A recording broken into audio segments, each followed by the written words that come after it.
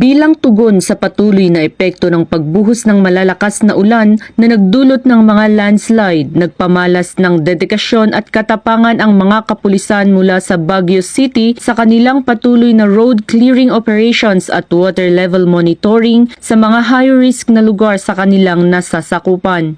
Upang matiyak ang kaligtasan at tuloy-tuloy na biyahe ng mga motorista at residente, agad na rumisponde ang mga kapulisan para alisin ang mga putik at iba pang mga sagabal sa kalsada sa gitna ng masungit na panahon. Habang ginagawa ang mga ito, nakaalerto ang mga kapulisan sa posibilidad na biglaang pagguho ng lupa at flash flood, bagay na nagpalala sa panganib ng operasyon. Samantala, patuloy pa rin ang mga kapulisan sa water level monitoring tulad na lang ng sa Burnham Lake upang mapanatiling ligtas at flood-free ito. Ang mga pagsisikap na ito ay bahagi ng pangako ng kapulisan na tiyakin ang kaligtasan ng mga motorista at residente sa lugar lalo na sa mga ganitong panahon ng sakuna. Panawagan naman ng Baguio City PNP sa publiko na maging alerto at patuloy ang pakikipag-ugnayan sa mga otoridad para sa anumang insidente o obserbasyong maaaring magbunsod ng panganib.